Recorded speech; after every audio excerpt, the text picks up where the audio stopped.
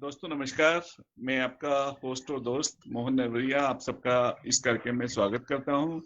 आज के कार्यक्रम में का जो आयोजन है वो विमुक्त घुमंतु जनजाति विकास परिषद मध्य प्रदेश और उत्तर प्रदेश की इकाई के संयुक्त तत्वाधान में किया गया है। इस कार्यक्रम के मुख्य वक्ता हैं आदरणीय दादा करमवीर दादा इदाते और साथ में हैं डॉक्टर बीके लोधी जो सहवक्ता होंगे और साथ में Supreme Court advocate DP Rajbhar ji और हमारे साथ सर कार्यवाह है हमारी परिषद के श्री अनिल राजभर जी, अनिल फड़ साहब, अनिल देवीदास फड़ साहब जो हमारे साथ अभी जुड़ चुके हैं। मैं अनिल फड़ साहब का ही स्वागत करता हूँ और कार्यक्रम की रूपरेखा के बारे में बता दूं। कार्यक्रम के प्रारंभ में आदरणीय दादा लक्ष्मी दादा सभी का स्वागत करेंगे और उत्तर प्रदेश की स्थिति के बारे में जानकारी देंगे। उसके पश्चात कार्यक्रम के लिए डॉक्टर बीके लोधी का भाषण होना है, डॉक्टर डीपी राजभर जी का होना है और इसके पश्चात आदरणीय दादा इदाते जी हमको मार्गदर्शन देंगे, संबोधन होगा। सबसे प्रारंभ में मैं आदरणीय श्री लक्ष्मी नारायण सिंह लोधी दादा जो कि उत्तर प्रदेश इकाई के हमारे प्रदेश अध्यक्ष हैं, मैं उनसे अनुरोध करूंगा कि वह अतिथियों का परिचय दिया है मैंने, उनका स्वागत करें और वहाँ उत्तर प्रदेश की स्थिति और वहाँ पे भी जो कार्य आपके द्वारा किए गए थोड़ा संक्षेप में बताएं। जी मोहन भाई नमस्कार। और आज की जो ये मीटिंग है कोरोना के स्थिति को देखते हुए वेबिनार मीटिंग दादा इदाते जी के सानिध्य में हो रही है और जहाँ तक उत्तर प्रदेश की और अनिल फड़ जी हैं उनका भी स्वागत है, जी हैं, डॉक्टर बीके लोधी जी हैं और हमारे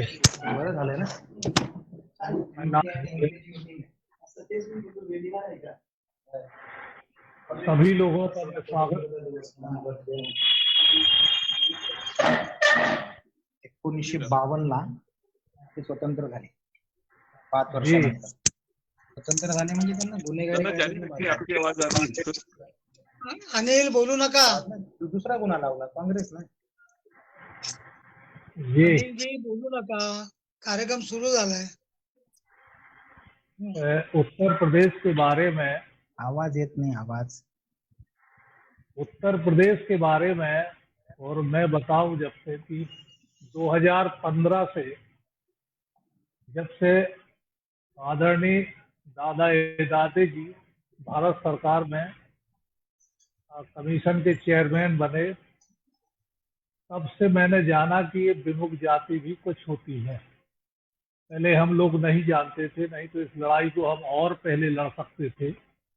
2015 से डॉक्टर बीके लोधी जी से संपर्क हुआ, फिर दादा के सानिध्य में और लोगों से संपर्क हुआ, तभी से ये महसूस हुआ कि हमारे साथ ये विमुख समुदाय घुमंतु समुदाय के साथ बहुत अन्याय हो रहा है और संवैधानिक व्यवस्था के तहत हमें आज तक अधिकार नहीं मिला। उस कार्यक्रम में दादा के नेतृत्व में मैं लग गया। भारत सरकार में माननीय सांसद, माननीय मंत्रीगणों के यहाँ जा करके मैंने उनसे अनुरोध किया और बताया, बुकें भी छपाई और उनको दिया, भेंट किया और विमुख जातियों के बारे में बताया। तो कुछ लोगों ने तो बहुत तेजी से समझा, जैसे साक्षी महाराज ने भी समझा, प्रहलाद पटेल जी ने समझा, फिर दोबारा में फिर चुन करके आए तो उनने पार्लियामेंट में इस विषय को रखा। फिर दादाजी के साथ हम उत्तर प्रदेश में माननीय राम नाईक जी जो महामहिम थे उत्तर प्रदेश के, उनसे मिले, दादाजी के वो मित्र, उनने बहुत अच्छा हम लोगों को आश्वासन दिया और भारत सरकार को लिखा हर चीज के बारे में 2 बार उनसे मिलना, फिर आनंदीबेन पटेल जी से दादाजी के साथ भेंट करना, उनसे भी ज्ञापन देना। और हम लोग मुख्यमंत्री जी से भेंट की, माननीय योगी जी को वस्तु स्थिति से अवगत कराना, उत्तर प्रदेश के सामाजिक न्याय मंत्री जी से भेंट करना, शास्त्री जी से। भारत सरकार में उमा जी के नेतृत्व में एक प्रतिनिधि मंडल, जिसमें माननीय दादा भी थे, उनकी कोठी पे जाना, फिर सचिवालय में सावरचंद जी के यहाँ जाना, उनको ज्ञापन देना, उनसे आदि वार्ता करना, ये सब प्रयास करते हुए आगे इस कार्यक्रम को ले जाना। उत्तर प्रदेश में माननीय सांसद जो थे, विधायक गण थे, कुछ मंत्री थे, जैसे मानपाल सिंह जी ने भारत सरकार को लेटर लिखा। सापा की गवर्नमेंट में भी भारत सरकार को लेटर मानपाल सिंह जी ने लिखा और तमाम विधायकगणों ने लिखा। अब थोड़ा सा इसमें स्थिति ये है कि सामाजिक न्याय मंत्रालय में कुछ ऐसे लोग हैं, उनको यह लगता है कि यदि विमुक्त जातियों को हम कोई अधिकार दे देंगे तो हमारा हक छिन जाएगा। ऐसा नहीं है, ये बिल्कुल गलत है।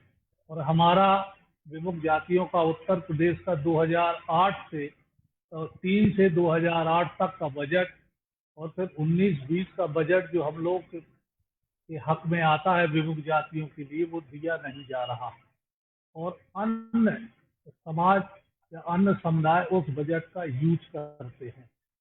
माने ये कह सकते हैं कि सीधा सीधा विमुक्त जातियों के अधिकारों पर डकैती करना है, तो ये अच्छा नहीं है। बहुत समय हो गया इस लड़ाई को लड़ते हुए, 73 वर्ष का इतना लंबा कालखंड बहुत होता है।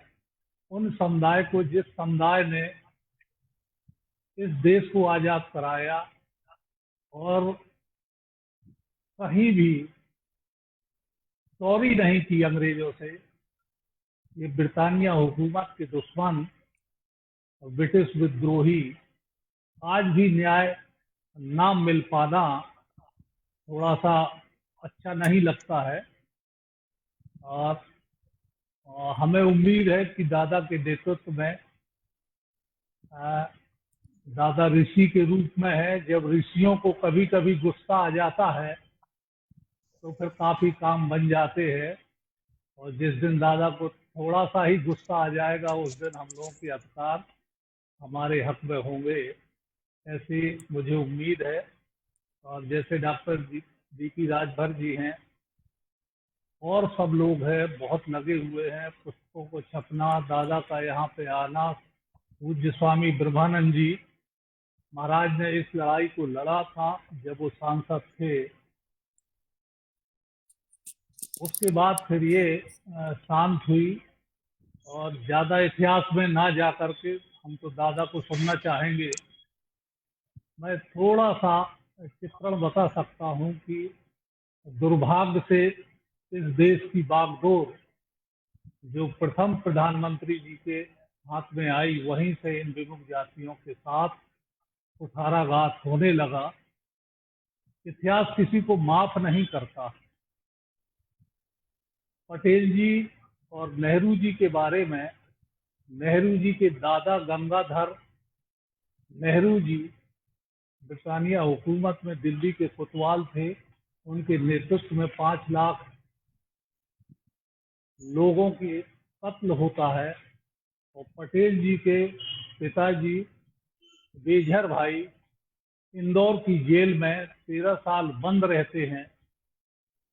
और यह प्रयास करके पटेल जी ने पूरा प्रयास किया, अपनी बात रखी, लेकिन उनकी बात समझ में नहीं आई प्रधानमंत्री जी के। फिर आयोग बना, ठक्कर आयोग, जो नेहरू जी के बड़े खास थे।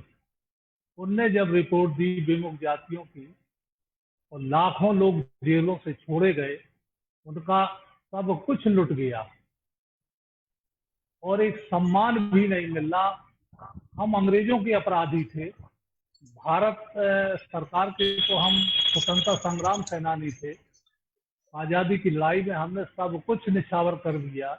उस समुदाय ने फिर पटेल जी की बात नहीं मान करके फिर दूसरा आयोग बनाया, जो उनके सेक्रेटरी थे वो आयोग बना। उनकी रिपोर्ट को भी प्रधानमंत्री जी ने नहीं माना। यह अन्याय होते हवाते पटेल जी यदि रहते हुए, उनके साथ भी मजाक हुआ, घृणित मजाक होना। बीमार होकर के जब उनको बॉम्बे भेजा गया तो हवाई जहाज से भेजा जा सकता था, लेकिन पैसेंजर ट्रेन से भेजा, वो 3-4 दिन में पहुंची। और बाद में उनके अंतिम यात्रा के लिए जब व्यवस्था की गई इंडिया गेट पर, तो भी लाहौस पर राजनीति कैसे की जाती है ये प्रथम प्रधानमंत्री जी से सीखा जा सकता है। वैसे ये अच्छी बातें याद करने वाली तो नहीं है, लेकिन इतिहास के पन्नों में है तो बोलना ही पड़ेगा। मात्र उस समय मोबाइल नहीं था, कुछ नहीं था, वो फोन चलते थे। तो उनकी अंतिम यात्रा के लिए सभी को रोका गया। प्रथम राष्ट्रपति माननीय डॉक्टर राजेंद्र प्रसाद जी थे। उनको जब पता लगा तो उन्होंने कहा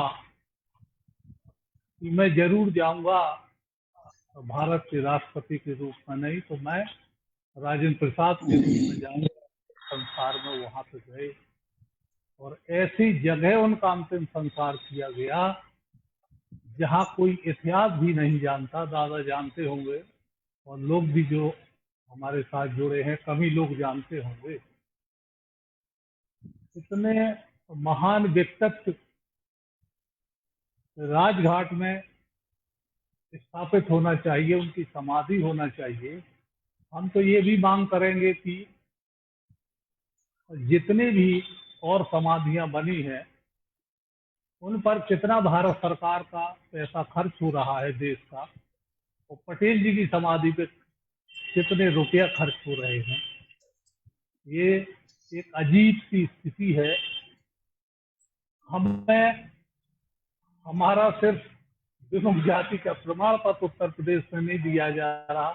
विभिन्न सरकारें आई, एक सरकार बीच में आई थी, उसने करके जिनको बहन जी कहते हैं वो सब पे ब्रेक लगा दी। हम चाहेंगे कि दादा हमें कभी मिलें, इजाजत दें तो संविधान की रक्षा के लिए, संविधान के अधिकारों के तहत जब हमें कहीं न्याय नहीं मिलेगा तो एक न्यायालय बचता है, उन्हीं के दरवाजे पे जाकर के अपने न्याय की बात रखेंगे। यही मुझे कहना था, और जो दादा का निर्देश होगा वो आगे हम उनके मार्गदर्शन में काम करेंगे। धन्यवाद दादा, बहुत सारगर्भित भाषण आपने दिया। अब मैं अगले क्रम में हमारे विमुक्त एवं घुमंतु जनजाति विकास परिषद अखिल भारतीय के राष्ट्रीय सह कार्यवाह श्री अनिल फड़ साहब को निवेदन करूंगा कि वो मार्गदर्शन करें। श्री अनिल फड़ साहब।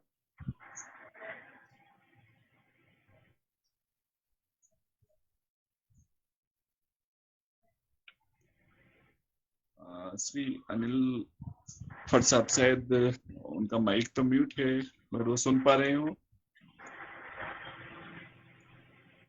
हाँ, मेरी आवाज आ रही है? जी जी जी। हाँ, आज सभी को विमुक्त दिवस पर शुभकामनाएं देता हूँ। सभी को हार्दिक बधाई देता हूँ। ये बहुत खुशी की बात है कि आज उत्तर प्रदेश और मध्य प्रदेश दोनों के संयुक्त तत्वाधान में यह विमुक्त दिवस मनाया जा रहा है। इसी बहाने आज हम लोग एक दूसरे से मुलाकात भी कर रहे हैं, बहुत दिनों बाद सामने से देखने का भी मौका मिला है।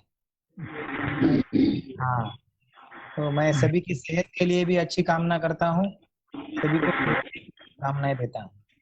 मुझे लगता है कि ये जो विमुक्त दिवस है, आज तो पहली बार ऐसा हो रहा है कि पूरे देश भर में आप 7 से लेकर 9 तक आज पूरा सेलिब्रेशन हो रहा है, और ये शायद पहली बार होगा कि पूरे प्रोग्राम है, कहीं कहीं 5-5 दिन से प्रोग्राम चल रहे हैं, और ये हमारे लिए खुशी की भी बात है। इस स्तर पर आज हमारे लिए केंद्र सरकार के द्वार खुले हुए हैं, हमें बोर्ड मिला है, दादाजी जैसे एक ऋषि तुल्य व्यक्तित्व तो वहां पे है। यूपी में भी हमारे एक ऋषि तुल्य दादाजी है, उनके नेतृत्व में भी आज अच्छा काम चल रहा है। तो संगठन के तौर पर बताया जाए तो ये तो हमारी दशा है, अभी इतिहास तो हम बदल नहीं सकते, लेकिन नया लिखने से हमें कोई रोक भी नहीं सकता। इस विषय से भी हमें जाना पड़ेगा। अभी हमारे ऊपर जो जो अन्याय हुआ है, इतनी सरकारें चली गई, पहली बार कोई सरकार है कि हमें रास्ता तो दे रही है, हमें रास्ता दिखा रही है, और हमारा नसीब है कि हमारे साथ आज स्वयं दादा है, बीके लोधी जी जैसे इतने महान रिसर्चर है इस विषय में जो काम करते हैं। हमारे एडवोकेट डीपी राजभर जी है, तो सुप्रीम कोर्ट में इतना उनका वक्त जाता है, फिर भी वो पूरी तरह से इस मूवमेंट में जुड़े हुए हैं। मैंने जब उनको देखा, उनको मैंने मिला, तो मैं बवाल सा हो गया कि हम कितना काम करने के लिए झिझकते हैं, हमारे पास हमारे पास वक्त नहीं है, लेकिन इतना बिजी होने के बावजूद उनका डॉक्यूमेंटेशन, उनका प्रिपरेशन जो है, तो मुझे लगता है कि सही मायने में देश के विभिन्न विभिन्न अंगों से एक इंटेलेक्चुअल ग्रुप भी इकट्ठा हो रहा है। लेकिन ये करते करते संगठन के बिना हम कुछ नहीं कर सकते। अकेले एक जाति को लेकर हम आगे नहीं जा सकते। अकेले एक इंसान अगर एक प्रदेश में काम करेगा, 2 इंसान करेंगे तो हम काम नहीं कर सकते। आज हमारे दादा लोधी जी यूपी में काम कर रहे हैं, बीके लोधी जी है, नरवारिया जी आप कर रहे हो, लेकिन एक टीम बहुत जरूरी है, एक बहुत बड़ी टीम इसके लिए जरूरी होती है। आप अकेले तो पूरे विभाग में काम नहीं कर सकते हो। तो मुझे लगता है कि इसी मुक्ति दिवस के मौके पे भी हम लोग एक संपर्क एक बहुत बड़ा संकल्प करें कि अभी मध्य प्रदेश में मध्य प्रदेश में ऑलरेडी बोर्ड है, तो उसके गठन के लिए हमारा संगठन उसके पीछे पड़े, हमारे लेटर वहां पे सरकार में जाए, हमारा जो प्रतिनिधि मंडल सरकार से मिले, और एक अच्छी कार्यकारिणी मध्य प्रदेश की गठित हो जाए। क्योंकि देखो, आज देश में किसी सरकार ने नोटिफिकेशन निकाल के दिन नहीं किया जो आज मध्य प्रदेश सरकार ने किया है। तो एक है कि वहां व्यवस्था जागृत है और विमुक्त घुमंतों की तरफ थोड़ा सा ध्यान देती है। हमारी है, हमें पूरी जितनी जनजातियां हो मध्य प्रदेश की, हर जनजाति छोटी हो बड़ी हो, उसका प्रतिनिधि हमारे संगठन में लेना ही है। जितना जल्दी हो सके एक अच्छा संगठन, स्टेट की बॉडी, पहले कम से कम स्टेट की बॉडी तो बनानी पड़ेगी, फिर सरकार के साथ हमको पत्र व्यवहार चालू करना पड़ेगा। इसी तरह से जैसे अभी डीपी राजभर जी समझो हमारे सुप्रीम कोर्ट में काम कर रहे हैं, एक कोई अच्छा लॉयर एमपी से उनको दिया जाए जो स्टेट कोऑर्डिनेटर बने हमारे संगठन का। एक बीके लोधी जी जैसा एक अच्छा इंटेलेक्चुअल इंसान हमें एमपी में से बाहर निकालना पड़ेगा जो हमारे इसमें काम करेगा। तो ये पूरी टीम जब बनेगी तो काम करने में बहुत मजा आएगा और काम आगे बढ़ेगा। 2-4 इंसान, अभी दादा तो बोर्ड का काम करेंगे, सरकार का काम करेंगे, संगठन में ध्यान देना अभी उनको इतना इजी नहीं है। ये अभी नैतिक लोगों की है, संगठन खड़ा करना, उसे चलाना, कार्यकर्ताओं को ट्रेनिंग देना, उनको बताना, काम काज के तरीके बताने पड़ेंगे, क्योंकि ये जो है बहुत ये है, हमारे लोग इसमें बहुत पीछे है। मतलब हम एक प्रोग्राम भी रखते हैं तो हमें पता चलता है कि हम कहाँ हैं। हमें विमुक्त घुमंत का इतिहास भी कभी कभी ठीक तरह से समझ में नहीं आ रहा है, और हमें हमारे यूथ जो है, यूथ को इस मोमेंट में लाना ही पड़ेगा, उनको हमारा इतिहास बताना ही पड़ेगा, हमारे ऊपर जो दौरा है वो भी बताना पड़ेगा, और उनको उनकी ताकत की कितनी जरूरत है हमारे इस संघर्ष के लिए वो भी बतानी पड़ेगी।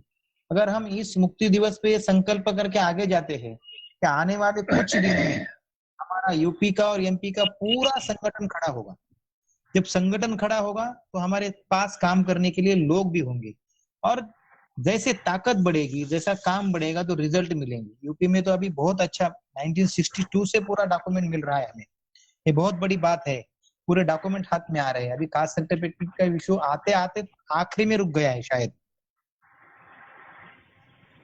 हमारे दादाजी ने बताया कि ये इसमें जो हमारी सबसे बड़ी दुश्मन है ये ब्यूरोक्रेसी है।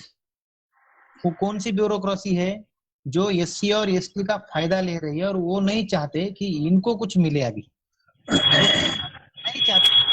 हमारे लोग एससी में हैं लेकिन उनको बेनिफिट नहीं मिलता है क्योंकि वो ऐड किए हुए हैं, बेसिकली नहीं है। तो सबको साथ लेना पड़ेगा, सबकी समस्या ये है। रिजल्ट ओरिएंटेड काम तो करना ही पड़ेगा, हमें कुछ ना कुछ तो रिजल्ट देना पड़ेगा। अभी जो चल रहा है वो तो सही तरह से चल रहा है, हमें कोई गलती भी नहीं करनी है, डॉक्यूमेंटेशन हमारा परफेक्ट भी होना है ताकि हमें कोई तकलीफ ना आए। ये करते करते संगठन बढ़ाना, मुझे लगता है कि अभी हम तो ये मैं तो खुद सब बताता हूँ कि हमारा मूवमेंट शुरू हुआ लखनऊ से ही हुआ। जो बैठक लखनऊ की हुई वो ऐतिहासिक हो गई, उससे पूरा संगठन देश में चला गया। पूरे देश में हमारा प्रवास भी अभी तक 10-15 राज्य तो प्रवास हो गया। लेकिन यूपी की मूवमेंट का जो संगठन है वो बढ़ाना बहुत जरूरी है। संगठन वही के वही है, अभी भी वही है। 2-4 लोग ये तो इतना मेहनत कर रहे हैं कि नौजवान मतलब उसमें सोचना जरूरी है। लेकिन अगर नौजवानों की ताकत है, अच्छे लोगों को प्लेटफॉर्म पे आप लेके आइए। और लखनऊ के साथ साथ एमपी में भी हम संगठन के तौर पर नहीं बढ़े हैं, कुछ भी नहीं बढ़े हैं एक साल में। तो मुझे लगता है कि अभी वहाँ जातियों की लिस्ट है, आपके पास स्टडी है, हर जाति में दो चार अच्छे कार्यकर्ता होंगे जो काम करते हैं, उनको जुटाना पड़ेगा। और अभी सरकार अपने विचारों की है, वहां पे चल रही है गठित बोर्ड, उसके पीछे लेकर किसी भी हालत में बोर्ड का गठन जल्द से जल्द हो जाए, कोई भी उसमें नियुक्ति हो। हम इस तरह से काम करेंगे। मुझे लगता है कि आज दोनों इकाइयों के सभी पदाधिकारियों को भी बहुत धन्यवाद देता हूँ कि आपने इस जिम्मेदारी के साथ इस कार्यक्रम का आयोजन किया। और दोनों प्रदेश साथ में आ गए, दोनों में एक अच्छी कोऑर्डिनेशन है, ये सबसे बड़ी बात है। और दोनों साथ में मिलकर काम करेंगे तो राष्ट्रीय दिवस के अवसर पर हम अगले साल का संकल्प करें कि अगले साल तक हमारा संगठन वहाँ, हमारा काम वहाँ अच्छा होगा और लोगों के लिए हम कुछ कर सकेंगे। हम एक मीडिएटर बनकर काम कर सकेंगे। संगठन के बिना कुछ नहीं होता, अकेला इंसान कुछ भी नहीं कर सकता। वो घूम सकता है लेकिन उसके पास ताकत नहीं होती है जो होती है। जिस तरह से दादा ने सोचा है कि हमें लीगल सेल चाहिए, हमें इंटेलेक्चुअली, उन्होंने क्यों सोचा है? ताकि एक अलग अलग ताकत बने। हमारे लीगल इश्यूज है, हमारे अकेले डीपी राजभर जी पूरे देश के फाइल्स शूट करते हैं ह्यूमन राइट कमीशन में। एक इंसान पूरे देश भर के किसी भी स्टेट में, डिस्ट्रिक्ट में अगर कोई घटना घटती हो, वो दिल्ली में बैठ के फाइल करते हैं। अगर उनको ताकत मिले, एमपी में से लॉयर मिले, यूपी में से लॉयर मिले, राजस्थान से लॉयर मिले और एक अच्छा स्ट्रॉन्ग लीगल सेल मिले, वो कितना काम कर सकते हैं हम सोच भी नहीं सकते। अगर बीके लुधु जी के साथ इंटेलेक्चुअल सेल चला आ जाए दोनों तीनों राज्य का, उनकी ताकत बढ़ेगी। उनकी अकेले काम करना और 10 जनों को साथ में लेना। हमारा घरों का प्रॉब्लम है, हमेशा क्या होते हैं, हमें हाउसिंग का, माइग्रेशन का हमारा प्रॉब्लम है। अगर हमारे कुछ अच्छे लोग इस विषय में काम करें कि जैसे अभी हर स्टेट का मॉडल है, समझो महाराष्ट्र में घरों का मॉडल अच्छा चल रहा है, जमीन देते हैं, घर भी बनवा के देते हैं, तो उस पे कोई स्टडी करे, हमें डॉक्यूमेंट मांगे, उस डॉक्यूमेंट को कंपेयर करे, वहां के सरकार के साथ पत्र व्यवहार करे कि आपके जो भी होम फॉर ऑल की स्कीम में इस तरह का शामिल किया जाए जिस तरह से महाराष्ट्र घर देता है। अभी हमें पौंडीचेरी में पता चला कि 250 घर सरकार ने दिए हैं, बना के दिए, चाबी भी दे दी लोगों को उनको। हम वहां का मॉडल एक्सेप्ट करें और हमारे स्टेट में उसके ऊपर, लेकिन इसके लिए हमें कार्यकर्ता चाहिए जो इसी विषय में काम करेगा। जमीन, सरकारी घर, उसका दफ्तर, तो ये लीगल सेल, इंटेलेक्चुअल सेल और हमारा हाउसिंग सेल अगर साथ में काम करेगा और हमारी मेन टीम काम करेगी तो रिजल्ट बहुत अच्छे आते हैं। मानसिकता होती है शासन की, लेकिन कहीं कहीं हमारी भी गलती होती है कि हमारा अप्रोच भी कम हो जाता है और कोई विषय हम चालू कर देते हैं, एक अच्छा प्रोग्राम भी लेते हैं और वो विषय उस प्रोग्राम के बाद खत्म हो जाता है। तो सबसे बड़ी, हमें उस विषय को बंद नहीं करना है किसी भी हालत में। यूपी के लिए तो मैं कहता हूं कि हम टारगेट करें सर्टिफिकेट और बोर्ड, इस दोनों पे टारगेट करें, दोनों के ऊपर ही हम काम शुरू कर दे।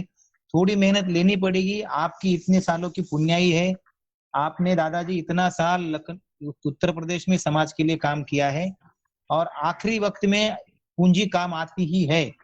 जिस तरह से आपने काम किया है वो आपकी मेहनत रंग लाएगी इसके लिए एक अच्छी टीम खड़ी करेंगे। हमारे से जितना बन सके हम देने के लिए तैयार है। पर फिर एक बार मैं सबको बधाई देता हूँ, मुक्ति दिवस की शुभकामनाएं देता हूँ और आशा करता हूँ कि इसी तरह से हमारा संगठन बढ़ाते जाएगा। धन्यवाद।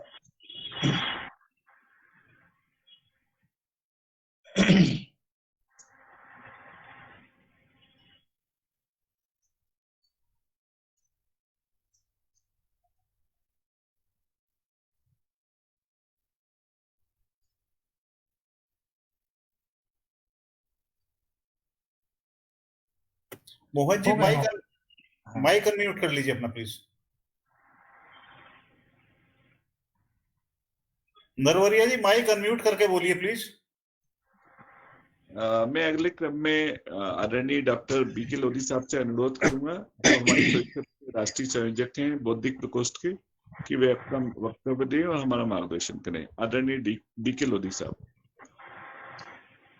धन्यवाद मोहन जी। मुझसे एक आग्रह हुआ था कि मैं क्रिमिनल ट्राइब एक्ट के बैकग्राउंड के बारे में कुछ बताऊं। मेरा जो अपना अध्ययन है, जो रिसर्च है, वो क्रिमिनल ट्राइब एक्ट की पृष्ठभूमि केवल ब्रिटिश पीरियड तक नहीं जाती है, बल्कि इसके पीछे जाएंगे तो ये मुगल पीरियड से भी शुरू हो जाता है। ये मैं हो सकता है आपके लिए एक नई बात लगे, लेकिन फिर भी मैं थोड़ा इस पे ऐतिहासिक परिप्रेक्ष्य पे कुछ बोलना चाहूँगा। देखिए, आज जो ये संयुक्त तत्वाधान में मीटिंग हो रही है, वेबिनार हो रहा है उत्तर प्रदेश और मध्य प्रदेश की हमारी विमुक्त घुमंतु जनजाति विकास परिषद की ओर से, ये केवल उत्तर प्रदेश और मध्य प्रदेश का संयुक्त कार्यक्रम से भी बढ़ के आगे है। एक तो इसमें एक आएगा जिसमें बुंदेलखंड है, और बुंदेलखंड हमारे दोनों भागों में विभाजित है, आप जानते हैं, उत्तर प्रदेश में और मध्य प्रदेश में। और जब इसके आप बैकग्राउंड पे जाएंगे तो जो कंपनी सरकार ने जो पहला विद्रोह हुआ था, जिसे रोहिल्ला विद्रोह कहते हैं, 1770 के दशक में ये हुआ था, और 1773 में एक रेगुलेशन एक्ट आया था, और इसके बाद 1793 में एक रेगुलेशन अलग से जारी हुआ था, जिसमें उत्तर भारत के कुछ जातियों को क्रिमिनल ट्राइब घोषित किया गया था। लेकिन वो रेगुलेशन इतना ज्यादा खतरनाक नहीं था, वो किसी भी जाति को, किसी भी बंदे को बॉर्न क्रिमिनल घोषित नहीं करते थे कि यदि कोई कम्युनिटी क्रिमिनल घोषित कर दी गई है तो उनके बच्चे भी क्रिमिनल कहलाएंगे। वो 1871 जैसा इतना खतरनाक वो कानून नहीं था। इसके बाद देखिए, हमारे जो विद्रोह केवल ऐसा नहीं है कि एक ही क्षेत्र विशेष में हुए हैं, बहुत से अंग्रेजों के खिलाफ विद्रोह हुए थे, और ये विद्रोह किए थे उन जातियों ने जो यहाँ की जल, जंगल और जमीन के वास्तविक मालिक थे, और इनको सहयोग देने वाले जो हमारे घुमंतु समुदाय के, घुमंतु जनजातियों के लोग थे।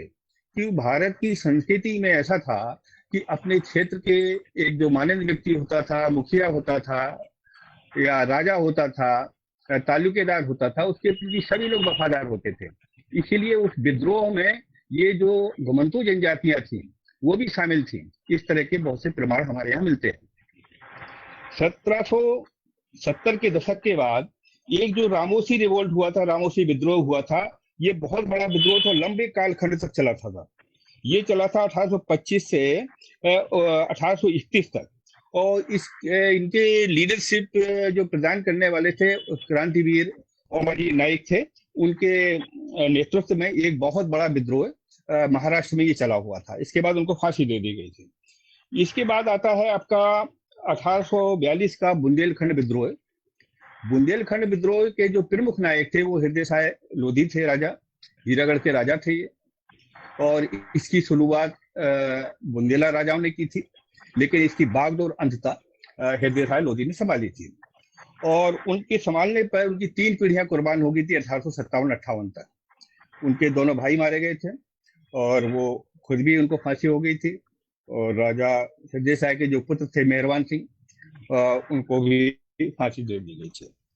तो ये विद्रोहों की पहले की श्रृंखला है। इसके पहले क्या होता है कि आखिर क्या कारण था कि ये विद्रोह हुए। बुंदेलखंड विद्रोह के पीछे का सबसे बड़ा कारण था कि यहाँ पर जो मुगल पीरियड में गौड़ राजपूत, लोधी राजपूत और बुंदेला राजपूत, उस समय गौड़ भी राजपूत का दर्जा प्राप्त कर चुके थे, लोधी राजपूत भी इनका दर्जा मिल चुका था इनको। तो ये जब हुआ था तो आप जानते हैं कि बुंदेलखंड का सबसे बड़ा विस्तार महाराज छत्रसाल ने किया था।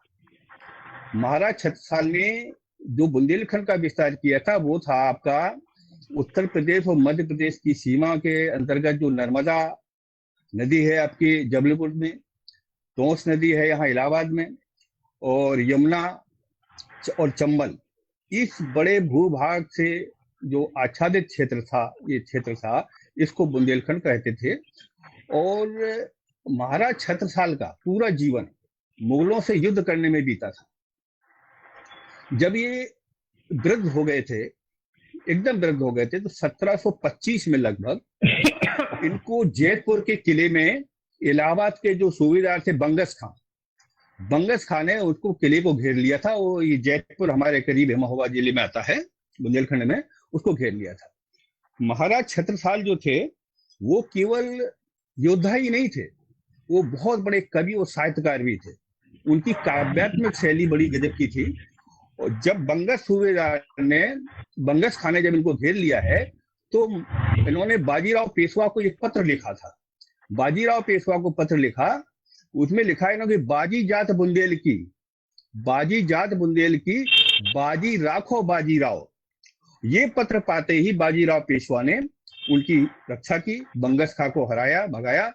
और वहां से महाराज छत्रसाल इतना ज्यादा प्रसन्न होते हैं कि उन्होंने बाजीराव पेशवा को अपना तीसरा पुत्र मान के बुंदेलखंड क्षेत्र का एक तीसरा हिस्सा, एक थर्ड पार्ट उनको दे दिया था।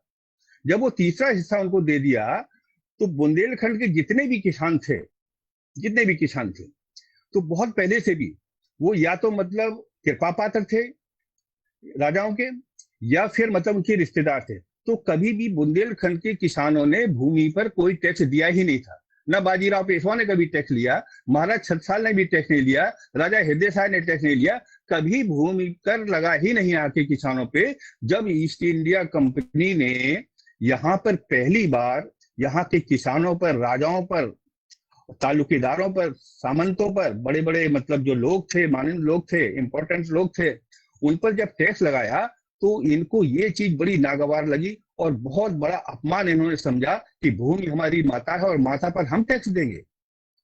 तो इस तरह से ये विद्रोह शुरू हुआ कंपनी सरकार के खिलाफ। कंपनी सरकार के खिलाफ विद्रोह हुआ तो ये विद्रोह 3 साल 4 महीने तक चला था। 1841 से शुरू हुआ तो 43 तक चला था। तो फिर इसमें अंग्रेजों के पैर उखड़ गए थे, लेकिन अंग्रेजों की जो सबसे बड़ी नीति थी फूट डालो और राज करो। इस नीति के तहत उन्होंने बुंदेलखंड विद्रोह को फिर दबा दिया। और उसमें जो कुछ राजा थे, बुंदेला राजा, वो उनसे मिल चुके थे। मिलने के बाद इन्होंने घोषित किया कि जो हमसे क्षमा मांग लेंगे, युद्ध ना करने का वादा करेंगे, आगे कानून व्यवस्था में सहयोग करेंगे। उनको कंपनी सरकार वचन देती है कि इनको माफ कर दिया जाएगा और सारी जमीनें कुछ वापस कर दी जाएंगी, तमाम चीजें। लेकिन जो आज गौड़ जनजाति, हमारी गौड़ राजाओं ने, गौड़ प्रजा ने और लोधियों ने, इन्होंने माफी नहीं मांगी। तो 1842 में ही इनको अपराधी प्रकृति का लॉर्ड एलनबरो, जो उस समय के गवर्नर जनरल थे, उन्होंने घोषित कर दिया था। तो ये क्रिमिनलिटी का स्टिग्मा, अपराधी होने का स्टिग्मा यहाँ से शुरू हो जाता है 1842 से ही इन लोगों के ऊपर। अंग्रेजों के आने से आप ये समझिए कि भारत आर्थिक रूप से ही दरिद्र नहीं हुआ। हमारी जो विश्व में इकोनॉमी में जो हमारा योगदान था भारत का, वो 27% था, जो आज हम जीडीपी कह सकते हैं, और 24% लगभग चाइना का भी था। तो विश्व की सारी आय का मोर देन 50% हिस्सा भारत और चीन के पास था। ये बहुत बड़ा वैभव था हमारे पास। लेकिन अंग्रेजों ने तो फिर क्या किया कि हमारे जो ग्रंथों को इतना तोड़ मरोड़ करके पेश किया कि अगर हमको भारत में शासन करना है तो इनके दिलो दिमाग में जो मैकाले का एजुकेशन है, जो आज भी हमारे दिलो दिमाग में बसा हुआ है, उसको किया। इन्होंने क्या किया कि लगभग उस समय की 200 जातियों को क्रिमिनल घोषित किया और 429 जातियों को अछूत बना दिया। जब ये 429 जातियां अछूत बनी हैं, 429 जातियों में 51 जातियां ऐसी थी जिनके ऊपर क्रिमिनलिटी का भी स्टिग्मा था, वो क्रिमिनल टाइप थे, ये समझिए। अब जो शास्त्रों में जो कहा गया है, ये कहा गया है कि भाई देखिए, ये अनटचेबिलिटी जो है बहुत प्राचीन समय से ऐसा शास्त्रों का गलत अनुवाद करके, गलत व्याख्या करके हमको बताया जाता है, ऐसा गलत। जबकि शास्त्रों का अध्ययन करने पे आपको पता चलेगा, किसी शास्त्र में आपको 7 और किसी में अधिकतम 12 अपवित्र जातियों का उल्लेख तो है, लेकिन वो अनटचेबल नहीं थी।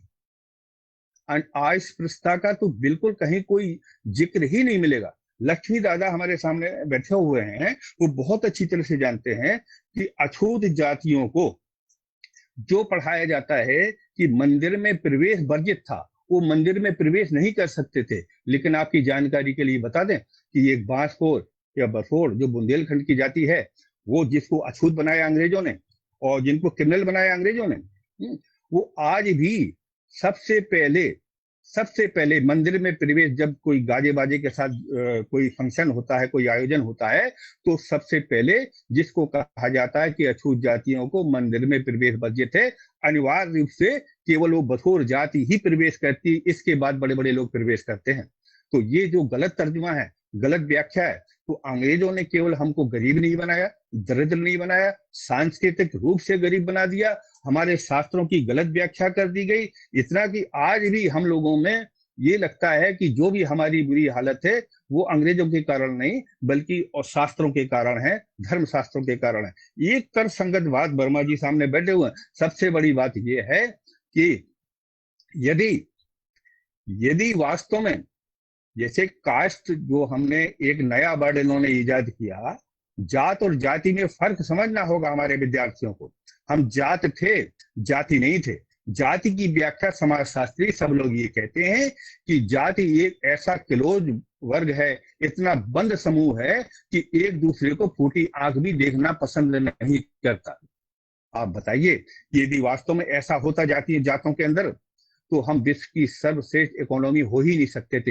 हमारे अंदर एक्सचेंज की व्यवस्था थी, ये था कि हम कुछ उत्पादन करते हैं, आप कुछ उत्पादन करते हैं, और बगैर तालमेल के, बगैर एक संगठन के, इस तरह की हम इकोनॉमी, डेवलप्ड इकोनॉमी हो ही नहीं सकते थे। तो इस तरह का जो मिस इंटरप्रिटेशन जो किया गया है, ये बिल्कुल गलत है। हम जाति नहीं थे, हम जात थे, और जातों में बहुत बड़ा संगठन था। इस संगठन को तोड़े बगैर अंग्रेज शासन भारत में कर ही नहीं सकते थे, और उन्होंने हमारे संगठन को बाकायदा, जो हमारी विविधता में एकता थी, उसको इन्होंने तोड़ दिया, बहुत बुरी तरह से तोड़ा, जिसका खामियाजा आज भी हम भुगत रहे हैं, बहुत बुरी तरीके से भुगत रहे हैं। और फिर 1842 के बाद जो स्वतंत्रता संग्राम बड़ा होता है उत्तर भारत में, 1857 और 58 में चला है, जिसको स्वातंत्र समर के नाम से कहते हैं, और अंग्रेज इनको म्यूटिनी कहते थे। तो इसमें इसकी शुरुआत जो कहते हैं कि 10 मई 1857 को मेरठ से शुरू हुई थी। जो धन सिंह कोतवाल, जो गुर्जर जाति के थे, जो क्रिमिनल ट्राइब बाद में घोषित किए गए गुर्जर जाति के थे, वो उन्होंने बहुत बड़ा भीषण विद्रोह किया था, बहुत बड़ा। जेल तोड़ दी थी, सारे कैदियों को निकाल दिया था, बहुत अंग्रेजों का भीषण कत्लेआम हुआ था। इसके बाद गुर्जरों के गांव जलाए गए, जैसे महाकौशल और बुंदेलखंड में सारे लोधियों के गांव जला दिए गए थे। पश्चिम उत्तर प्रदेश में गुर्जरों के साथ भी यही दुर्व्यवहार हुआ था। लेकिन इस इतिहास को तोड़ा और मरोड़ा गया है। आज भी हमको क्रिमिनल ही माना जाता है, आज भी, मतलब क्रिमिनल टेंडेंसी का। मल्लाहों का कितना बड़ा विद्रोह था, बहुत बड़ा विद्रोह। सत्ती चौरा की बात हो, चाहे आपके आगरा पर क्षेत्र की बात हो, और शेखवाबाद क्षेत्र की बात हो, पासियों का बहुत बड़ा विद्रोह था। आज उनको अनटचेबल कहा जाता है, अछूत कहा जाता है। आप एक बहेलिया जाति है, नवल किशोर एक नवयुवक हैं, जिस उन्होंने मुझे सरकारी दस्तावेज पेश किए थे, वो प्रामाणिक हैं, ऐतिहासिक ग्रंथ हैं, कि सतना के एक गांव में 44 बहेलिया लोगों को फांसी दे दी गई थी। वो सब के सब सैनिक थे। यहाँ तक कि मुगल पीरियड में भी इतिहास मिलता है कि वो उनकी एक अपनी मनसबदारी थी, एक सेना थी बहेलिया लोगों की, पासी लोगों की सेना थी, खटीक लोगों की अपनी सेना थी। कोई सैन्य समुदाय, जो सैन्य समुदाय है, वो भला अनटचेबल कैसे हो सकता है? वो तो गौरवमयी पद होता है। लेकिन ये किया किसने? बिल्कुल जाहिर सी बात है कि ब्रिटिश इतने चालाक थे, जो मुगल भी नहीं कर पाए वो अंग्रेजों ने कर दिखाया। हमको अछूत भी बनाया, हमको क्रिमिनल भी बनाया, हमको मेन स्ट्रीम से बाहर भी किया, और हमको आर्थिक रूप से दरिद्र दिया उन लोगों ने। अब भर लोगों का कितना सराहनीय योगदान रहा है इतिहास में, दादा दादी जानते हैं। यहाँ पे डीपी राजभर बोलना चाहेंगे तो बोल देंगे। अच्छा, उनका भी बहुत बड़ा एक समय था कि बुंदेलखंड तक उनका शासन था भर लोगों का, और भर नाम के, भरवाड़ा नाम के, इस तरह के बहुत भरवाड़ी नाम के गांव आज भी मिलते हैं, उनके सिक्के मिलते हैं। लेकिन आज उनकी क्या हालत है? बड़ी खस्ता हालत है। तो ये हमारा जो इतिहास में योगदान रहा है, जल जंगल और जमीन के मालिकों के साथ जो दुर्व्यवहार हुआ है, ये मतलब बड़ा असहनीय है चलो अंग्रेजों ने किया वो हमें बर्दाश्त है क्योंकि वो हमारे दुश्मन थे, लेकिन आज की तारीख में हम इतना प्रयास कर रहे हैं, इसके बावजूद भी हमको संवैधानिक हक नहीं मिलता है, संवैधानिक दर्जा नहीं मिला हुआ, कॉन्स्टिट्यूशनल हमारी कैटेगरी नहीं है, तो कॉन्स्टिट्यूशनल राइट कैसे मिलेगा? ये बड़ी मतलब अफसोसजनक की बात है, ये बात है। अच्छा, एक जो सबसे बड़ी गड़बड़ी क्या हुई है कि हमारी जो विमुक्त जातियां हैं, उन विमुक्त जातियों को कुछ को एससी में शामिल किया गया, कुछ को एसटी में शामिल किया गया, बाद में जो मंडल आयोग का दौर आता है वो ओबीसी में शामिल कर दिया गया। इसमें झारखंड हाई कोर्ट से लेकर सुप्रीम कोर्ट तक के ये निर्णय है कि अगर बहुत ज्यादा बैकवर्ड को आप बैकवर्ड के साथ मिला देंगे, सक्षम के साथ, उनको कभी न्याय नहीं मिलेगा। वेंकट चलैया कमीशन ने भी कहा कि भाई इनको गलत ढंग से क्रिमिनलिटी का स्टिग्मा इनके ऊपर लगा हुआ है। लोकल कमेटी ने भी अनुशंसाएं की, बहुतों ने अनुशंसाएं की, लेकिन हमारे लोगों को इस शिकायत है कि भाई देखिए ये हो क्या रहा है कि इतनी कमेटी बन गई, इतने कमीशन बन गए, लेकिन हमारे लिए उद्धार के लिए, हमारे उत्थान के लिए कोई काम नहीं हो रहा है। तो जहां तक मैं समझता हूँ वो मेन चीज ये है कि अभी तक हमारे लिए कोई परमानेंट ऐसा निकाय नहीं बना हुआ है जो निगरानी करे, जो मॉनिटरिंग करे कि भाई इन सिफारिशों का आखिर हुआ क्या है। और इस देश की ब्यूरोक्रेसी को आप समझते हैं कि अभी काफी हद तक जो चलती है वो ब्रिटेन के ही नक्शे कदम पर चल रही है, जो अंग्रेजों के जमाने में साहिबान थे उसी तरह के नक्शे कदम पर चल रही है। और एक जो अफसोसजनक पहलू ये भी है कि हमारे अपने ही लोग जो भी है एससी में शामिल हैं, उनको लगता है कि शायद इनको अगर ये हक मिल गया तो हमारा हक ना छीन लें। तो हमारी लड़ाई सबके लिए है, उनके लिए भी है, अपने लिए भी है, लेकिन हमें जो उत्तर प्रदेश में सहयोग नहीं मिल पा रहा है, फिर भी हमने इतनी कोशिश कर दी है कि 2 लेटर हमारे बोर्ड से आ गए हैं। अब इनको छटपटाहट मची है ब्यूरोक्रेसी में कि अब तो लगता है हमको सर्टिफिकेट जारी करना पड़ेगा। इसके अलावा देखिए हमें उत्तर प्रदेश शासन से ये जानकारी मिली है कि सामाजिक न्याय मंत्रालय के जो सेक्रेटरी साहब हैं, उन्होंने भी दादा कमीशन ने जो लिस्ट तैयार की है, कन्फर्म बाई और and confirm by the commission, उसकी सूची 34 स्टेट को वो अपने पत्र के साथ भेज चुके हैं कि ये केंद्रीय सूची है, इसके अनुसार इनको राज्य और केंद्र सरकार द्वारा जो संचालित योजनाएं हैं उनका इनको लाभ पहुंचाएं और निश्चित पहुंचाएं। तो ये 3 काम मैं समझता हूं कि बहुत बड़े काम हो गए हैं। बोर्ड ने 2-3 लेटर लिख दिए हैं और हमारे सेक्रेटरी साहब ने लिखे हैं, तो मुझे लगता है कि ये उम्मीद बनी तो है कि अड़ंगेबाजी के बावजूद, एक नेगेटिव थॉट के बावजूद हम अपने अधिकार को ले सकेंगे, निश्चित ले सकेंगे। हमें सबसे पहले जो आइडेंटिटी हमारी है सर्टिफिकेट की, वो मिलनी चाहिए थी। अभी देखिए हमारे डॉक्टर डी आर वर्मा साहब ने एक क्वेश्चन उठाया था कि भाई इतना हमारे बजट का क्या हुआ। तो उस बजट में ये हुआ कि माननीय हमारे समाज कल्याण मंत्री हैं, लोधी दादा के जो परम मित्र हैं, और मैंने देखा है कि उन्हें कंधे पे कंधे हाथ डाल के चलते हैं, लेकिन हमारा काम उतना नहीं कर पा रहे हैं वो। तो उन्होंने बिल्कुल झूठा जवाब दिया कि सर्टिफिकेट मिल रहा है, सर्टिफिकेट नहीं मिल रहा है, जबकि ये बात बिल्कुल सही है कि सर्टिफिकेट नहीं मिल रहा है। उन्होंने हाँ ये सच्चाई बोली है कि भाई इतने 1000 करोड़ का बजट था, इतना बजट था, वो लैप्स हो गया है। तो उनको याद दिलाना चाहिए कि साहब लैप्स इसलिए हो जा रहा है कि क्लेमेंट नहीं मिलता, कोई दावेदार नहीं मिलता। दावेदार क्यों नहीं मिलता है कि हमको सर्टिफिकेट ही नहीं मिलता है, हमारी सीटें खाली रह जाती हैं। राइट टू एजुकेशन हमको भी है, तो वो राइट टू एजुकेशन कब मिलेगा? राइट टू एजुकेशन के लिए आपने बहुत से आसन पद्धति विद्यालय खोले हैं, कहते हैं कि बच्चे नहीं मिलते, हमने जनरल को अलाउ कर दिया, ओबीसी को अलाउ कर दिया। उसमें बच्चे तो आपको इसलिए नहीं मिलते हैं कि हमको सर्टिफिकेट नहीं दिया जा रहा है, बहुत सीधी सी बात है। तो पहली जरूरत तो हमारी सर्टिफिकेट की है। अब फिलहाल जो हमारे पहले एक विशेष सचिव साहब थे धीरज कुमार साहब से आइए, दादा साहब ने भी उनको, दादा साहब ने एक पत्र लिखा हुआ था, तो उन्होंने एक भूमिका तो उसमें बना दी है कि भर जाति की तरह बगैर किसी एरिया रजिस्ट्रेशन के सभी को एक सर्टिफिकेट जारी किया जाना, हर जिले में जारी किया जाना, ये समीचीन होगा, उपयुक्त होगा। इसके अलावा इस पे आगे अलग से कार्य चल रहा है। तो और मैं आगे बताना चाहूंगा कि अंग्रेजों ने जो क्रिमिनल घोषित किया 1857 के बाद क्या हुआ कि एक तनाव चल रहा था एंग्लो अफगान वार सेकेंड। पहला तो तब हुआ था जब बुंदेलखंड विद्रोह हुआ था। पहला जब हुआ तो वहां के बुंदेलखंड के लोधी राजा जो हृदय साय थे और दूसरे लोगों ने बहुत अच्छा अवसर पाया कि ये अंग्रेजी सेना है, अफगान बॉर्डर पे जूझ रही है, अच्छा है कि हम विद्रोह करते हैं। उस समय विद्रोह किया था। इसके 1857 के बाद जब महारानी विक्टोरिया ने कंपनी सरकार से शासन अपने हाथ में ले लिया, तो उस समय बड़ा तनाव शुरू हो गया था यहाँ पर अफगानिस्तान में। एक सेकेंड वर्ल्ड वार की पूरी उम्मीद थी। तो उन्होंने पहले देखा कि भारत में के समाज में से जो मार्शल रेस है, जो लड़ाकू जातियां, योद्धा जातियां हैं, उनको सेना में भर्ती किया जाए। तो उन्होंने पूरे भारत के समाज को 2 भागों में बांटा, एक मार्शल और दूसरा नॉन मार्शल। तो मार्शल में पहले जो हम क्रिमिनल ट्राइब उन्होंने तुरंत घोषित नहीं किया था, 1871 में हमको घोषित किया है।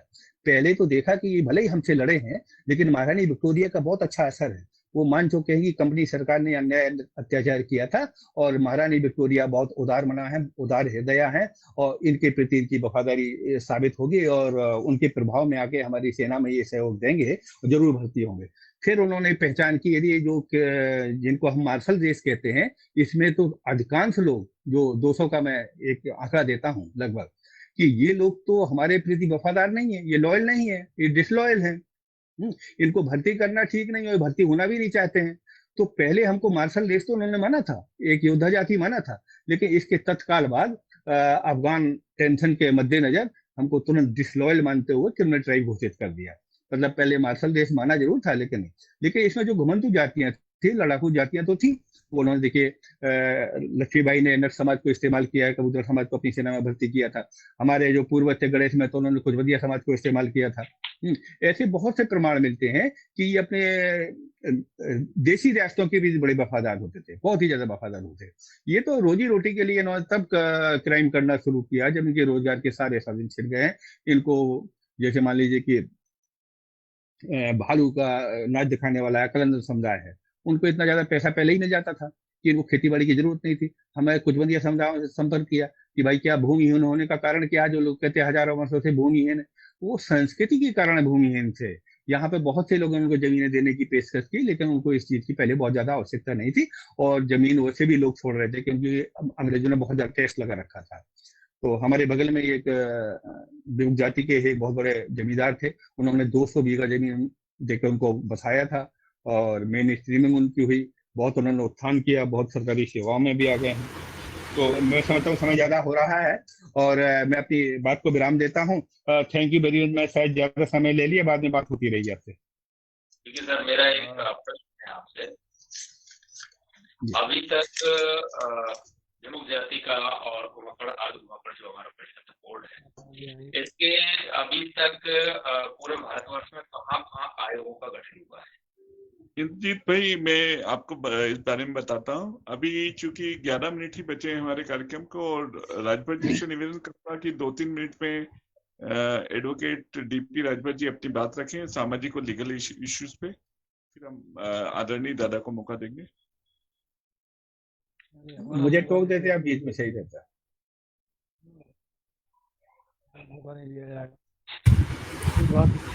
शायद आप लोग सभी लोग सुन पा रहे होंगे, हमारी बात सबको सुनाई दे रही है?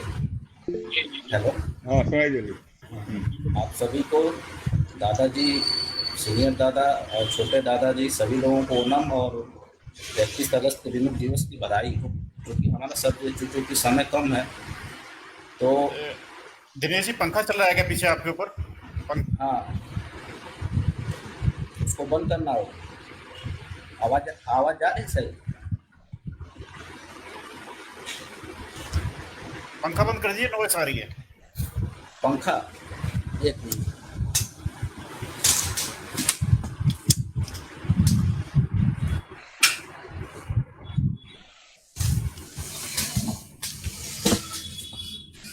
अब सही है आवाज? अब सही है। हमारा जो सब्जेक्ट मैटर है लीगल इश्यूज पे हमको फोकस करना है, क्योंकि यहाँ सारे विद्वान लोग हैं और खास करके अनिल फड़जी हैं। दादाजी तो अपने आप में एक किताबी हैं महाराष्ट्र स्टेट और पूरे देश के लिए। हमारे छोटे दादाजी भी हैं और स्पेशली मोहित जी जिस हिसाब से काम कर रहे हैं उत्तर प्रदेश में, हम लोगों को ज़रूरत है कि ऐसे लोगों को की टीम को बढ़ाने की ज़रूरत है। क्योंकि मामला बहुत बड़ी जनसंख्या का है जिसमें 2-3 लोगों के काम करने से काम होने वाला नहीं है। तो मैं आता हूं पहले कि जो हमारे बीच जो भ्रांतियां हैं, पहले तो हमको खुद ही कॉन्सेप्ट क्लियर रखना पड़ेगा कि विमुक्त जातियों की जो लड़ाई है कैसे लड़ी जाए और किस दिशा में लड़ी जाए। ये तभी मुमकिन होगा जब हमारा स्टैंड क्लियर होगा। हमेशा हम गवर्नमेंट को, चाहे पिछली गवर्नमेंट हो या वर्तमान गवर्नमेंट हो, हमको हमेशा हम लोग दोषारोपण किए थे। दोषारोपण करने से कुछ होने वाला नहीं है। कहीं न कहीं हम आप भी जिम्मेदार हैं जो उस समय के हिसाब से हमारे लोग नहीं चल पाए। जैसे आज चले तो हमको भारतीय जनता पार्टी केंद्र की सरकार को हम धन्यवाद देते हैं कि जिन्होंने हमारी बात को सुना, कम से कम कुछ नहीं दिया तो एक वेलफेयर डेवलपमेंट बोर्ड तो दिया, जहाँ सेंटर में हमारे कोई माँ बाप नहीं था, कम से कम एक तो पहचान दी। आगे जो भी कमीशन की बात है और भी जो पावर से देखा जाएगा, लेकिन एटलीस्ट अभी तो हम शुक्रगुजार हैं केंद्र की सरकार का, और रहेगा, पूरा समाज रहेगा। पहली बात, हम जो कानूनी इश्यूज पे करना चाहते हैं कि जैसे कि कहा जाता है कि विमुक्त जातियों, जैसे डॉक्टर लोधी साहब जो बता रहे थे कि, और बहुत सारे लोगों से मैं सुना कि कानून में, संविधान में इनका मेंशन कहीं नहीं है। तो ये चीजें हमको क्लियर करनी पड़ेगी कि ऐसा नहीं है कि डिनोटिफाइड ट्राइब्स के नाम से आप बोलेंगे कि संविधान में मेंशन हो, तो ऐसा नहीं है।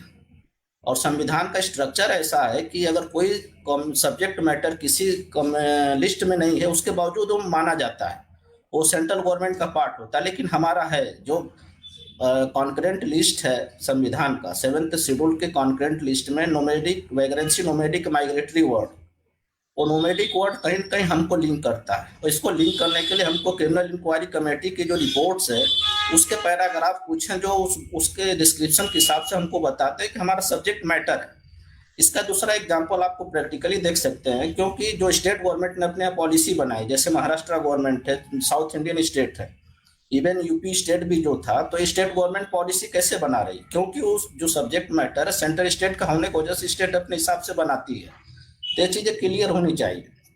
और दूसरी बात है कि जो अभी मैटर चल रहा है कि शेड्यूल कास्ट में जो अपनी विमुक्त जातियां हैं, शेड्यूल ट्राइब में जो विमुक्त घुमंतु जाते हैं, जो लाभ नहीं पा रहे हैं, तो ये आपके लिए एक गोल्डन चांस है इस समय कि सुप्रीम कोर्ट के अभी 5 जजेस की बेंच ने अभी उस मैटर को लार्जर बेंच को रिफर कर दिया, क्योंकि अभी एक मामला पंजाब का था। पंजाब गवर्नमेंट अपने यहाँ देना चाहती है कि वाल्मीकि या कुछ और समाज है जिनको शेड्यूल कास्ट में अलग से कोटा देना चाहती है, हरियाणा गवर्नमेंट और पंजाब, लेकिन ये दे नहीं पा रही थी कि एक 5 जजेस का बेंच है ऑलरेडी, महाराष्ट्र का और एक साउथ आंध्र प्रदेश का। लेकिन अब वो मैटर जा रहा है लार्जर बेंच को, 7 जजेस बेंच को, तो उसमें हम लोगों का बहुत कुछ हो सकता है कि मामला सॉल्व हो जाए। और रह गई बात कि हम लोग अपने इतिहास को केवल अपने नजरिए से देखते हैं। क्रिमिनल शब्द जो दिया गया है वो अंग्रेजों के द्वारा दिया गया है, और क्रिमिनल का वर्ड उन्होंने इसलिए दिया कि हम उनके खिलाफ लड़े थे, बगावत किए थे, उनको लूटे थे, उनके खजानों को लूटा था, उनके शस्त्रागारों को लूटा था। तो ये समझ में आता उन्होंने हमको किया। लेकिन आज़ादी के पहले आपको बता दूं कि देश के बहुत बड़े जो लीडर्स हुआ करते थे, जिनका नाम मैं बताऊंगा, और शायद आपको जानना भी जरूरी है कि जो कितना बड़ी बात वो हमारे लोगों के लिए बोला। जैसे पट्टाभी सीतारमैया साहब ने बोला हुआ है, एम सुब्बा राव जो chief justice of Madras high court के थे, उन्होंने स्टेटमेंट दिया है, ठक्कर बापा ने दिया हुआ, के एन काटजू, जहाँ तक हमको लगता है के एन काटजू देश के बहुत बड़े बैरिस्टर हुआ करते थे कानूनविदों में, जहाँ पे डॉक्टर लोधी साहब रहते हैं उनके नाम से कॉलोनी है। और बीबी गिरी साहब जो बाद में प्रेसिडेंट ऑफ इंडिया बने, इन्होंने इतनी बुरी तरह से स्टेट में, मतलब इतने फेवरेबल कंडीशन में हमको बोला है उस टाइम पे। लेकिन इस चीज़ों को हम लोगों को नोटिस करना पड़ेगा, गवर्नमेंट के रिकॉर्ड में लाना पड़ेगा, क्योंकि ये जो लोग बोलने वाले लोग हैं एक बहुत बड़ी पर्सनालिटी हुआ करते थे और अभी हैं। और रह गई बात कि जो हम लोग काम कर रहे हैं, इस काम के तरीके को बदलना पड़ेगा।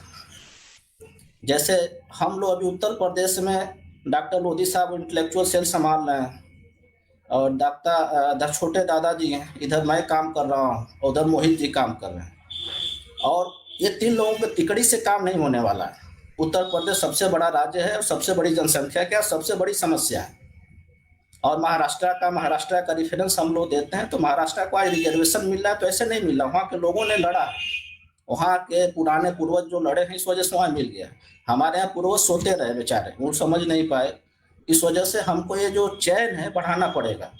जैसे मोहित जी हैं, तो अपने गुर्जर समाज के यूथ को जोड़े, लाइक माइंडेड जो लोग हैं उनको लाए, हम अपने समाज के लाए, लोधी साहब के समाज के लोग जुड़े हैं, लेकिन और भी तेज लोगों को लाना पड़ेगा।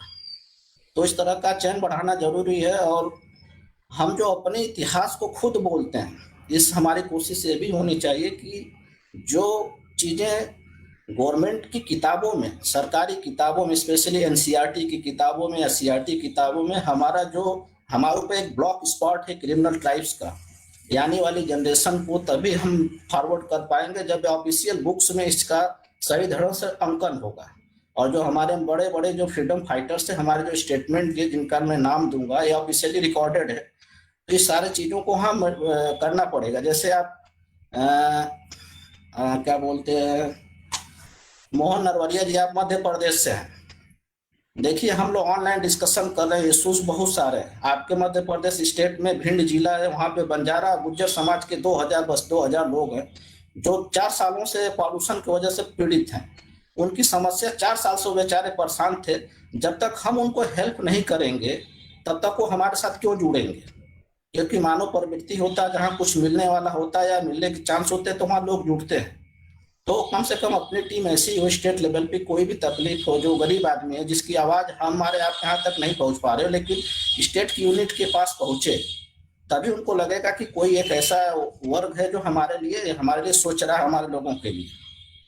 और एक इशू यह है कि जैसे कि विमुक्त जातियां या घुमंतु जातियां जो सामान्य वर्ग में बैठी हैं, जिनको किसी तरह का रिजर्वेशन नहीं है, इसमें कानूनी रूप से भी 10% का जो रिजर्वेशन आया है ओपन कैटेगरी को 50% से ऊपर, तो हम लोगों का एक प्रयास ये होना चाहिए कि जो जातियां सामान्य वर्ग में हैं उनको EWS quota, economically weaker section 10% का जो कोटा है उसमें कंसीडर करवाने के लिए प्रदेश सरकारों से कोशिश करनी चाहिए, ताकि कम से कम जब तक उनका SC ST OBC का रिजर्वेशन न मिले या विमुक्त जाति का अलग से न मिले, तब तक वहाँ कुछ न कुछ अपना फायदा ले पाएंगे। और रह गई बात रिजर्वेशन की, तो हमको कोशिश करना पड़ेगा। मंडल कमंडल के आने के बाद हमारी सिचुएशन बहुत बदली है, और महाराष्ट्र गवर्नमेंट का एक उपकार है पूरे देश के लिए कि जिन्होंने एक ऐसा रिजर्वेशन पॉलिसी अपने यहाँ लागू किया है कि पूरे देश को ये समझ में आता है कि विमुक्त नाम की भी कोई चिड़िया या कोई पक्षी है इस देश में जो महाराष्ट्र में एग्जिस्ट करती है, जिसको हम प्रदेश सरकारों को रेफरेंस दे सकते हैं। इस सारी बातों को, चूंकि समय बहुत ज्यादा है, दादाजी को हम चाहेंगे कि सुनेंगे, तो सारी बातों के साथ मैं अपनी बात को खत्म करता हूँ। धन्यवाद। जय विमुक्त, जय भारत। बहुत धन्यवाद राजभर साहब, वकील साहब, बहुत धन्यवाद अच्छी जानकारी के लिए। अब मैं आदरणीय दाते से अनुरोध करूंगा कि वो हमारे विमुक्त घुमंतु एवं अर्ध घुमंतु समुदाय विकास व कल्याण बोर्ड भारत सरकार के अध्यक्ष हैं और महत्वपूर्ण पद पर हैं, कृपया मार्गदर्शन करें। हमारे संगठन के भी वो राष्ट्रीय अध्यक्ष हैं, तो निवेदन है कृपया मार्गदर्शन करें। आदरणीय दादा इदाते जी। टाइम हमको भी मिलना चाहिए इतना बोलने का। नरवरिया साहब नमस्कार, आप सभी को नमस्कार। नमस्कार। आज विमुक्त दिन के तत्वावधान में उत्तर प्रदेश और मध्य प्रदेश विकास परिषद की इकाइयों द्वारा तो थोड़ा सा घुमंतु दिन के कारण हम इकट्ठे आए हैं। दिखाई दे रहा है आपका थोड़ा यूपी के अध्यक्ष दादा लोधी जी, मध्य प्रदेश के अध्यक्ष नरवरिया जी, अपना कैमरा और बाकी सब कार्यकर्तागण। कैमरा सही करें। मुझे ऐसा लगता है कि भाई समय समाप्त हो रहा है, चेहरा नहीं दिख रहा है। 5 बजे का समय तो 5 बजे है, नहीं दिखाई दे रहा है। तो मैं इतना ही कहूंगा कि जो भाषण अभी हुए हैं उसका चिंतन करें। अनिल फड़ संगठनात्मक विषय के बारे में बोले। डॉक्टर लोधी जी, इन्होंने एक संशोधनात्मक तथ्य आपके सामने रखे हैं, और राजभर जी ने, एडवोकेट राजभर जी ने ये जो लीगल समस्या वगैरह क्या होती है उसके बारे में कुछ बताया है। हम जानते हैं, अभी समय नहीं इसलिए 2-3 मिनट में मैं खत्म करता हूँ। हम जानते हैं कि अनेक शासन आ गए, अनेक कमीशन आ गए, लेकिन हम 70 साल बोलते हैं, मैं 140 साल बोलता हूँ। 1871 से हम यदि उसकी गिनती करें तो 150 बरस समय तक, हम 150 बरस तक राह देख रहे हैं कि हमारा कुछ ना कुछ हो जाए। लेकिन नरेंद्र मोदी जी ने जब एक कमीशन बनाया और विभिन्न पूरे देश का सर्वे करके मैंने रिपोर्ट उनके पास दे दिया, तो केवल 7 महीने में उन्होंने वो रिपोर्ट स्वीकार करने की प्रक्रिया शुरू कर दी। यह अपने आप में एक बहुत बड़ा एक कदम है गवर्नमेंट का। उन्होंने कल्याण बोर्ड बनाया है। हैबिचुअल ऑफेंडर एक्ट को निरस्त करने के लिए वो उन्होंने हमारे गृह मंत्रालय को भेजा है। और जो 265 वहाँ डीएनटी है जो किसी भी लिस्ट में नहीं है, किसी भी स्टेट के लिस्ट में नहीं है, तो उनका आइडेंटिफिकेशन एंड क्लासिफिकेशन के लिए नीति आयोग को उन्होंने सौंप दिया है। और सामान्यतः मेरे 20 जो सिफारिशें है उसमें से 13 सिफारिशें विमुक्त और घुमंत के विकास और कल्याण के बारे में सुझाव है। तो इसके लिए ये सोशल जस्टिस विभाग से अंतर्गत उन्होंने ये बोर्ड बनाने को बताया है। वो बोर्ड बनाया है, मैं अभी उसका चेयरमैन हूँ।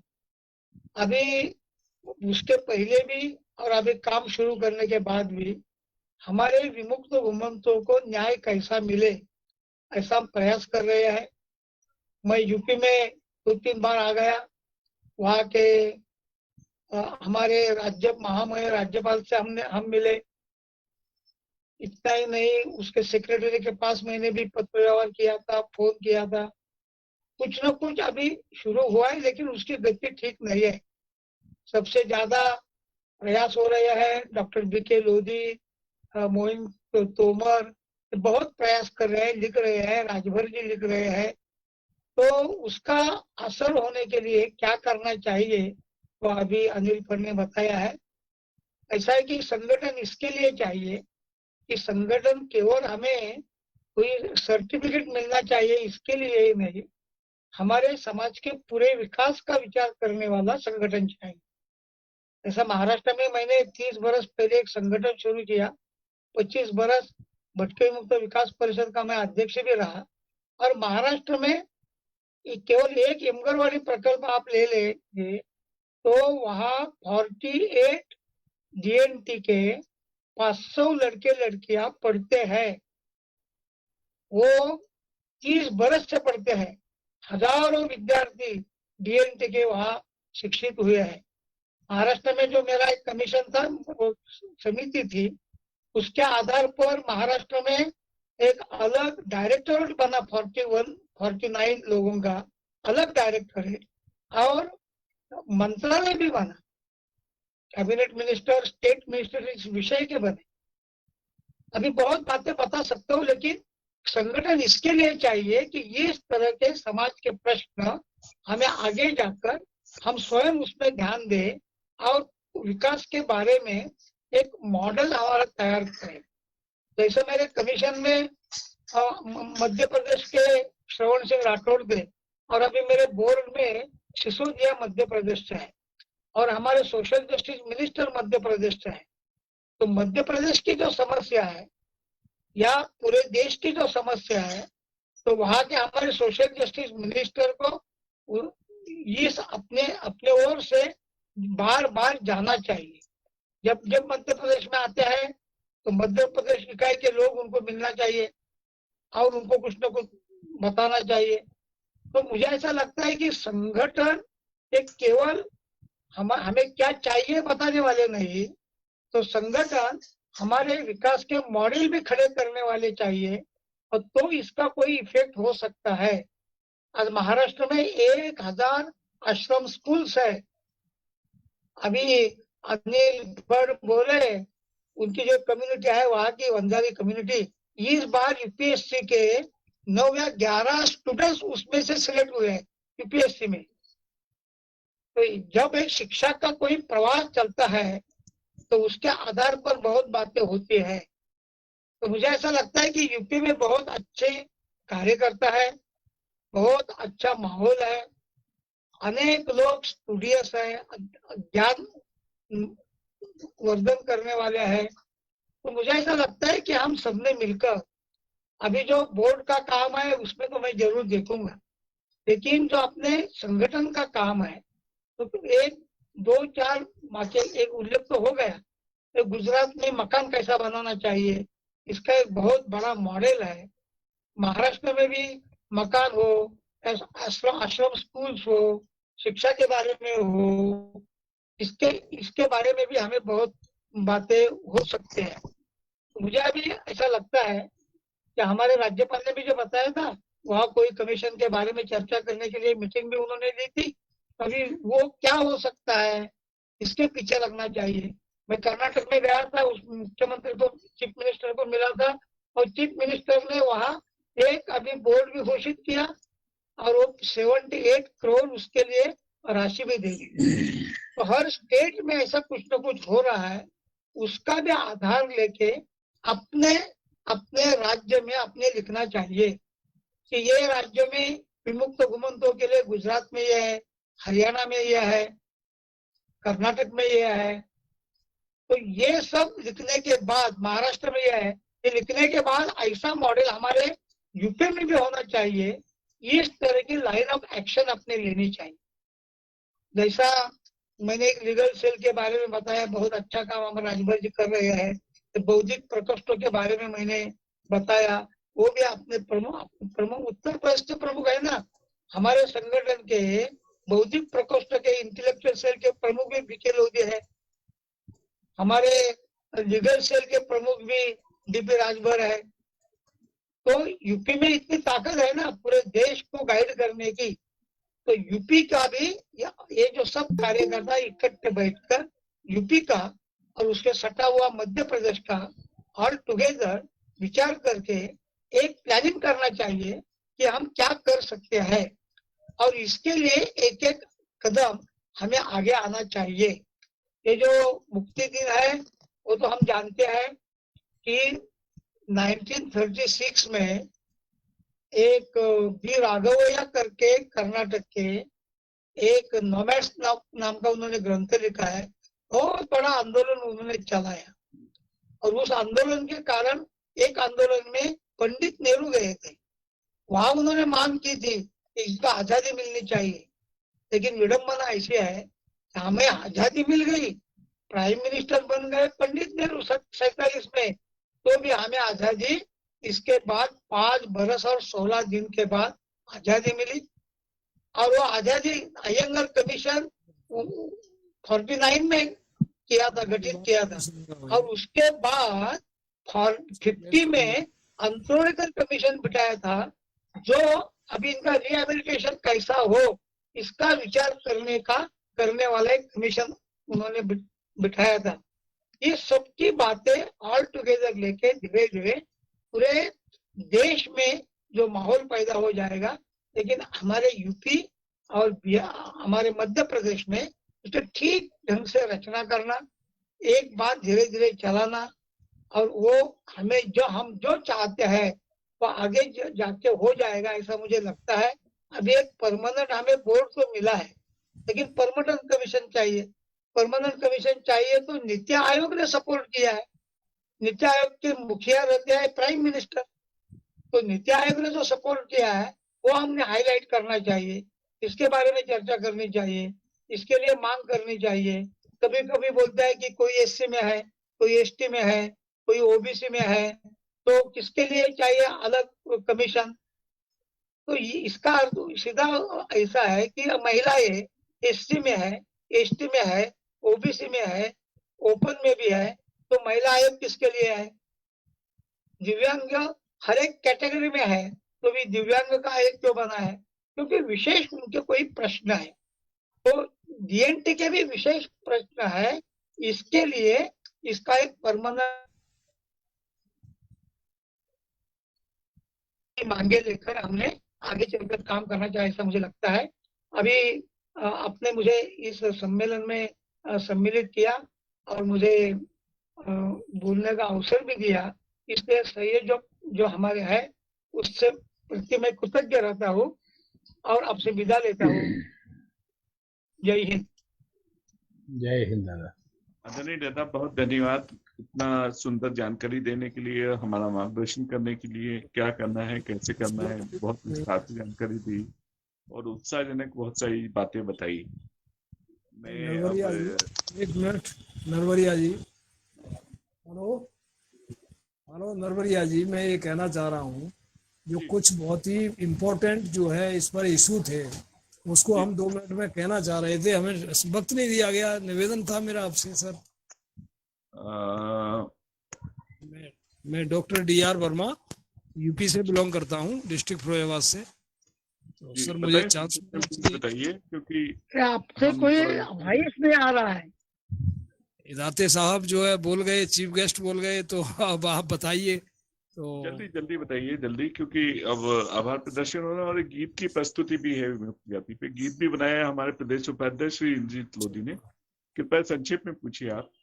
दरअसल में बात ये है ना कि हम ये कह रहे हैं, आपने बहुत सारी इसके लिए विमुक्ति दिवस के शुभ अवसर पर जो है ये कार्यक्रम किया, इसके लिए कोटिस सादर अभिनंदन स्वागत के साथ में अपनी बात रखना चाह रहा।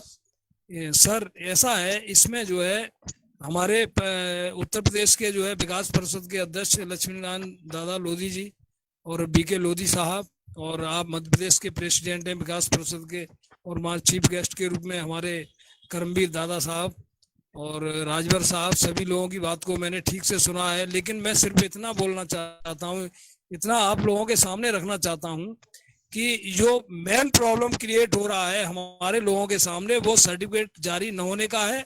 दूसरा मेन ये है, जस्टिस वेंकट चलैया जो थे, उन्होंने स्पष्ट रूप से, I have written proof in my hand why Justice Venkat Chalaiah, उन्होंने कहा है कि जब तक ये जितने भी IAS बैठे हुए हैं, चाहे वो RGI ऑफ इंडिया के हों, ट्रेवल मिनिस्ट्री के हों, सोशल मिनिस्ट्री के हों, या chief secretary of state and director social welfare of state, ये सारे लोग प्री प्लान के साथ हमारे लिए जितनी भी स्कीम आती हैं उनको इम्प्लीमेंटेशन होने में बहुत बड़ी बाधा उत्पन्न करते हैं, बहुत बड़ा किंतु परंतु लगाते हैं। सर ये 1 मिनट सर 1 मिनट, हमारे दादा इदाते साहब करमवीर दादा को मैं कोट कोट नमन करते हुए बहुत बहुत बधाई देना चाहता हूं कि इन्होंने महामहिम राज्यपाल राम नाईक जी से कई बार हमारी भेंट की, उनके बहुत ही क्लोज फ्रेंडशिप थे वो।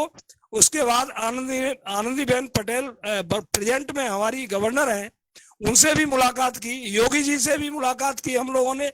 लेकिन हमारा जो डेलीगेशन जाता है, हमारा ज्ञापन जाता है, उस पर जो है मतलब कोई संज्ञान नहीं लिया जाता है। ये सारी परिस्थितियों पर हमको चिंतन मंथन करना पड़ेगा, इनके लिए हमें रास्ते अपनाने पड़ेंगे सर। ये मैं कहना चाह रहा था आपसे सर।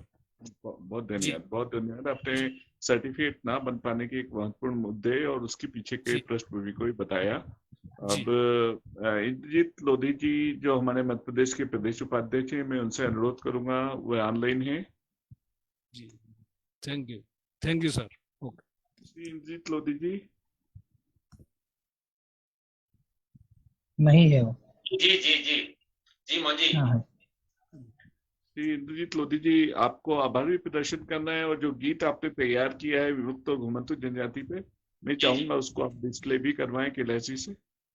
जी कैलाश जी यदि मुझे सुन रहे हैं, कैलाश जी का भी फोन आया था, उनके पास गीत पहुंच गया है, और आभार प्रदर्शन में इसके पश्चात ही करूंगा। विमुक्त गीत हमारे द्वारा तैयार किया गया है, तो मैं कैलाश जी से निवेदन करूंगा कि वो गीत को चलाएं। जब तक वो गीत लेकर के आ रहे हैं, तब तक मैं कुछ लोगों के नाम जो यहाँ पर मेहमान आए हुए हैं उनके ले देता हूँ। आदरणीय परम आदरणीय हमारे इदाते दादाजी, लक्ष्मी दादाजी, अनिल फर साहब, राजभर जी, अरियन वर्मा साहब, बीके लोधी साहब, दिनेश जी, मोहित जी, ओमवीर जी और विजय जी, और खास करके इस कार्यक्रम को ऑर्गेनाइज कर रहे हैं, सपोर्ट में दे रहे हैं कैलाश जी। आभार प्रदर्शन की बात तो ऐसी है कि आज का जो दिन है वो विशेष दिन है, और इस विशेष दिन विमुक्त का हमने उत्सव के रूप में, विमुक्त उत्सव के रूप में, उत्सव के रूप में हमने ये दिन मनाया है।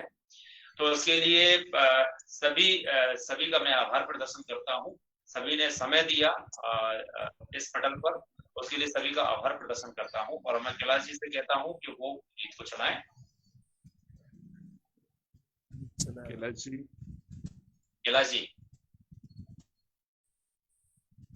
जी मेरी बात सुन पा रहे हैं?